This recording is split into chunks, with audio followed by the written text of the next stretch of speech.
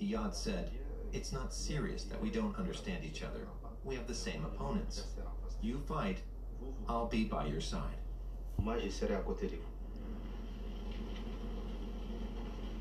The Malian state had succeeded in uniting a heterogeneous front against itself. On one side, the Tuareg independence fighters of the MNLA. On the other, the jihadists of Ansar Dine, Iyad Ag-Ghali, plus the AQIM and the Movement for Unity and Jihad in West Africa.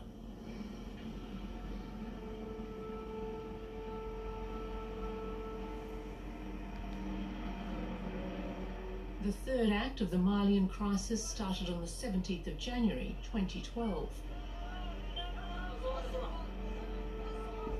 The MNLA launched an offensive and seized control of the town of Menaka.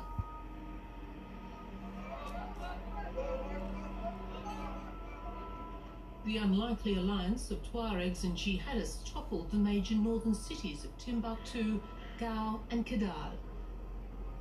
The Malian army was routed.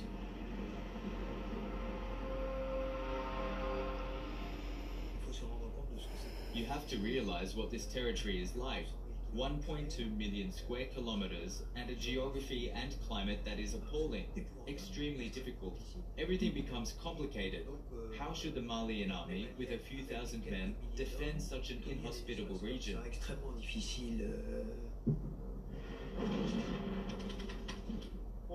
Considering the government's inability to fight effectively against terrorists.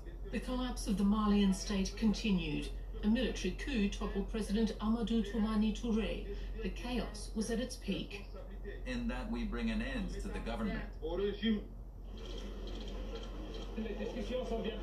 To reassure the international community, the military appoints Dioncounda Traoré as transitional president. I think it was a wake-up call for the Malians and for us, for the outsiders.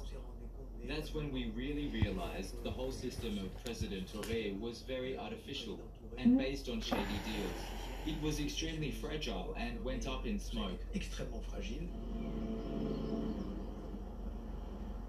The Tuareg MNLA proclaimed independence for Azawad, but the jihadists were the ones who controlled the major cities of the north.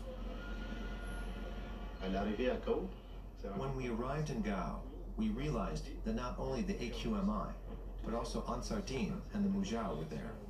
All these organizations had the same objective for society, and that was the opposite of what the MNLA wanted. We know the rest of the story. They drove us out of Gao, and Kidal. What we want is not Azawad, it's Islam. This is so exciting. Sharia law in all of Mali. Islamist barbarism brought the third act of the Malian crisis to a close. The country had lost its territorial integrity, with the north under jihadist occupation and